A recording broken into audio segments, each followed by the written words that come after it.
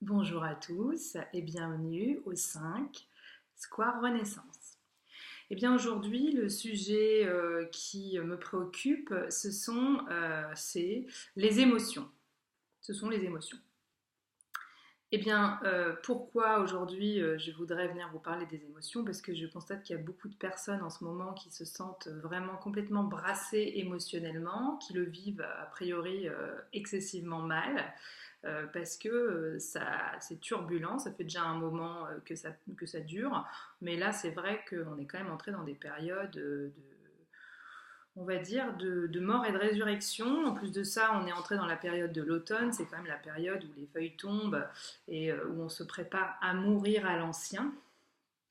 Donc, il ne faut pas oublier qu'on suit très amplement les mouvements de la nature et qu'il est donc normal et logique de se laisser traverser par toutes ces énergies qui sont complètement en lien avec les énergies des cycles naturels. Donc, laissons-nous traverser, c'est mon message. Pourquoi est-ce que ça me touche particulièrement de venir vous parler des émotions aujourd'hui? Eh bien parce que, ayant expérimenté, comme je le disais dans les vidéos précédentes pour ceux qui les ont regardées, sinon si vous n'aviez pas regardé, ben, je vous l'apprends là, j'ai traversé ces 8 derniers mois une épreuve de la vie qui est le cancer, pour ne citer que lui. Et pour tout vous dire, et donc un cancer du col de l'utérus. Donc pour une femme, c'est pas anodin du tout, surtout pour une femme qui travaille sur son sacré. Ça vient quand même dire un certain nombre de choses sur ce qui peut avoir besoin d'être transmuté à l'intérieur de soi. Et bien évidemment, avec un cancer du col de l'utérus, d'une part parce que y a tout le loubi-boulga hormonal qui se réveille, en plus de ça, vous ajoutez à ça des problèmes thyroïdiens, ce qui fait que mes mères, elle a brassé les émotions comme il faut. Donc voilà, après cette descente aux enfers, je dirais, qui en fait est un chemin de résurrection, eh bien, je me sens complètement apte à vous parler des émotions parce que je les ai brassées pendant 8 mois et particulièrement très très fort ces 4 derniers mois. Et les émotions, qu'est-ce qu'elles viennent faire à l'heure actuelle? On est quand même en train de nager très profondément dans nos blessures, pour ceux qui ont entamé ce travail, hein, bien sûr, même ceux qui ne l'ont pas entamé, ils sont traversés par ça, ils ne comprennent pas ce qui se passe, mais voilà, ça se passe malgré eux. Et c'est vrai que à travers ce gloubi-boulga émotionnel, en fait, on est en train d'aller réveiller qui l'on est réellement, c'est-à-dire se défaire de toutes ces fausses croyances, de toutes ces peurs dans lesquelles on s'est enferré, de toutes ces blessures qui, en fait, se sont tellement imprégnées au cœur de nos cellules qu'elles sont devenues notre filtre pour observer le monde. Et ça fait du vilain, ça nous coupe de la vie, ça nous coupe des autres, ça nous coupe de nous, ça nous coupe de l'amour avec un grand A, et, euh, et ça mérite transmutation.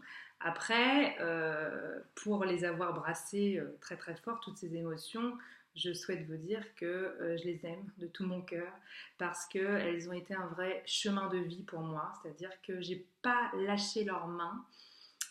Du début à la fin, je me suis laissée traverser par elles. Enfin, du début à la fin, c'est pas fini, mais je veux dire par là que depuis que je brasse avec elles, je les ai laissées me traverser. Elles m'ont mis dans des états pas possibles, pitoyables des fois. Encore pitoyable, ce sera un jugement. J'ai pas envie de me juger parce que c'est déjà assez compliqué comme ça ce que j'ai pu traverser. J'ai pas non plus envie d'aller me jeter des pierres. Mais forcément, elles vous montrent des aspects de vous que vous auriez préféré ne pas voir. Vous allez traverser la colère. La colère, elle va se déverser sur d'autres. Parce que d'autres personnes qui vont faire effet miroir avec votre colère ou avec vos blessures vont les faire ressortir. Et vous, qu'est-ce que vous allez faire? Ils vont vous mettre en pétard. Mais l'autre est un cadeau, puisque l'autre vient réveiller ce qui avait besoin d'être réveillé, ce qui avait besoin d'être transmuté. Alors sur le coup, vous avez envie de lui arracher les yeux, lui arracher la tête et de lui crever ses pneus, mais force est de constater que cette personne est magnifique. Elle est venue titiller là où il fallait. Encore faut-il avoir cette conscience et ne pas penser que c'est toujours l'autre qui déconne. Bon, soit dit en passant, peut-être j'ai eu cette conscience, ce qui m'a aidée, mais ça n'empêche que voilà, j'ai traversé vraiment un tsunami émotionnel, vraiment qui m'a fait descendre dans les racines de ma blessure et qui m'a mené donc à la gestation dans le ventre de ma mère et à la naissance qui a été très compliquée et qui a laissé de lourdes séquelles qui ont entaché en fait toute ma vie jusqu'ici maintenant. Et j'ai 33 ans cette année et je vis réellement la résurrection. Je me sens être en train de revivre une résurrection et finalement, même si mon but ici n'est pas de venir faire de la religion, puisque je suis absolument ouverte à toute forme de religion et je ne suis pas enferrée dans un type de religion, moi je pense que la foi peut déplacer les montagnes et peut nous aider, mais en fait on peut croire à tout et n'importe quoi. Votre Dieu, ça peut être les fées qu'il y a dans votre jardin si vous y croyez, ou ça peut être... voilà, le règne végétal. Il n'y a pas de... Bon, mais il se trouve que c'est vrai que dans les écrits, le Christ serait mort et ressuscité à 33 ans, et ça me parle totalement dans ce que je traverse à l'heure actuelle. Donc moi, ce que je veux vous dire à travers tout ça, c'est surtout ne repoussez pas au loin tout ce gloubi-boulga émotionnel qui vient vous visiter. Moi, j'ai tendance à considérer avec le recul que finalement, toutes ces émotions qui m'ont traversée ces derniers temps, elles ont été le vecteur de ma guérison. Parce que j'ai accepté de descendre au plus profond de mon désespoir, j'ai accepté de tomber au plus profond du chagrin, j'ai accepté de vivre mes peurs, enfin j'ai accepté, des fois j'ai lutté, sinon elles m'auraient traversé plus facilement, mais on va dire que je les ai pas, j'ai pas mis un mouchoir dessus, je me suis pas dit toi la colère, tu commences à me courir le haricot et j'ai pas du tout envie de te regarder en face parce que tu me déplais fortement, t'es pas belle. Eh ben non, en fait toutes ces émotions elles sont magnifiques parce que ce sont des guérisseuses, pour autant qu'on leur cloue pas le bec. Alors moi ce que je veux vous dire à travers cette vidéo c'est oubliez tous ces livres de développement personnel qui vous disent maîtrisez vos émotions. Non, non, non, non, non, non. On ne les maîtrise pas les émotions, d'accord? On les accueille, on les accueille. On invite la colère à sa table. Tout ça, ce sont des conseillers à l'intérieur de nous. Il faut changer de regard sur tout ça. On accueille sa peur, on accueille sa tristesse, on accueille son chagrin. Moi, je vous suggère, quand vous avez une émotion comme ça, qui vient vous visiter, asseyez-vous, posez-vous avec cette émotion, invitez-la à votre table, mettez-la en face de vous, offrez-lui un verre, ça la détendra. Et vraiment, allez questionner. Dites-lui pourquoi tu me rends visite aujourd'hui, quel est ton message?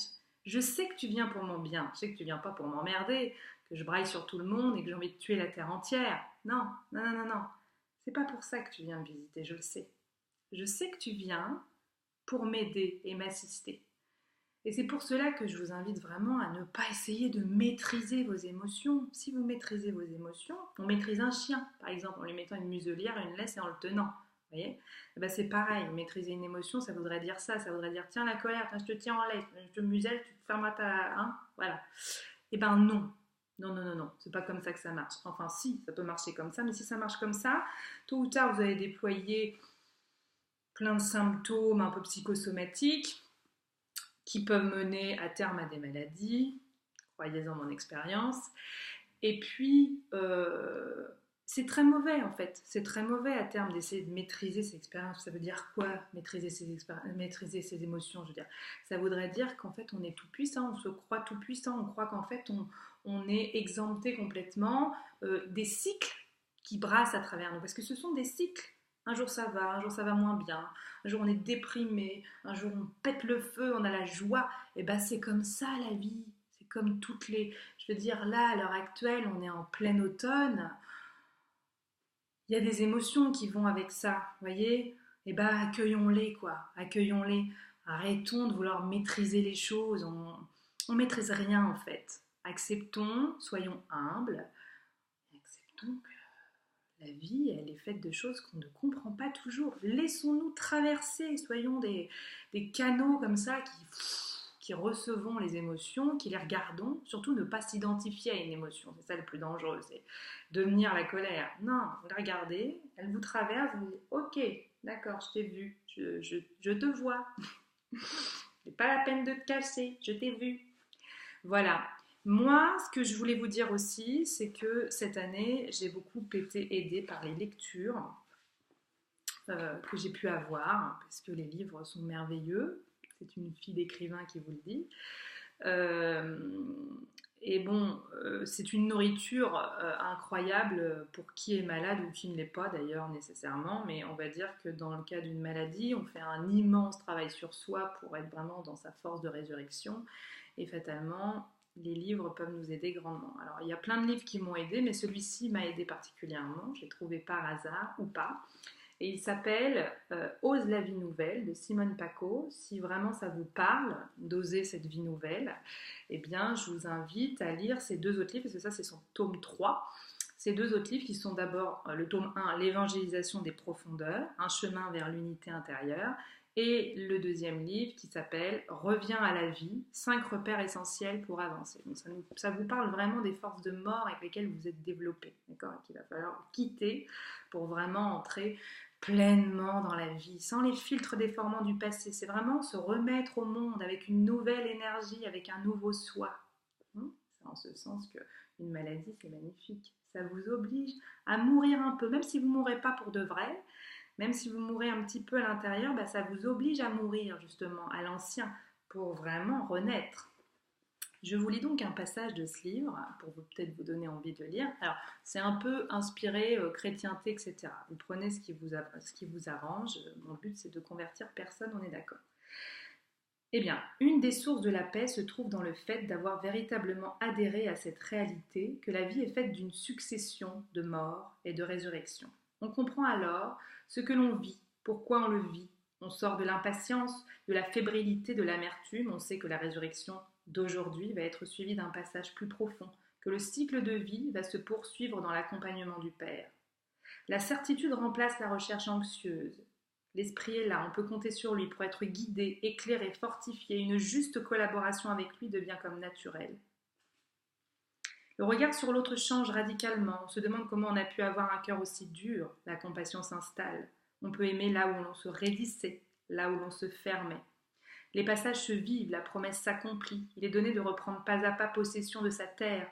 On est assuré de son je, J-E. On sait maintenant qu'on est aimé, unique. On découvre avec émerveillement le déploiement de sa propre liberté intérieure. On sort de l'impuissance, le courage et la force sont donnés. Le mur est derrière soi et non plus devant. La louange jaillit. Il devient possible de se laisser regarder sans peur, dans une méditation paisible, de s'accepter dans sa vérité, de s'aimer de façon juste, de se réconcilier avec soi-même, avec son histoire qui devient son histoire sainte, le terreau de sa tâche spécifique. Certains vivent une libération très profonde. Ils ont l'impression de passer la mer Rouge, de voir tomber les murailles de Jéricho. Ils doivent savoir qu'ils auront à approfondir ce passage au cours des mois à venir. Ils sont à la fin d'un chemin et à l'entrée d'un autre. D'autres cheminent beaucoup plus lentement. Mais ils acceptent paisiblement leur rythme, la certitude qu'une issue de vie, quelle qu'elle soit, leur sera montrée, une façon de gérer sans inquiétude leurs difficultés sous leur forme de résurrection. Le ministère intérieur de chacun, sa couleur particulière, sa note spécifique vont se découvrir et devenir féconds. Qui a vécu les chemins de sa Pâque va pouvoir aider, devenir artisan de vie, semer la vie partout où il passe. C'est ça que je suis en train de faire à l'heure actuelle. Voilà, cette phrase m'a inspirée et je me suis dit, eh bien maintenant c'est ça, je veux devenir artisan de vie, semer la vie partout où je passe. Voilà. Si cette vidéo vous a plu, n'hésitez pas à la partager. Abonnez-vous à cette page YouTube si jamais le cœur vous en dit. Et vous aurez de mes nouvelles régulièrement, en temps et en heure. Je vous embrasse et je vous souhaite une belle journée, pleine de l'accueil de vos émotions. À bientôt.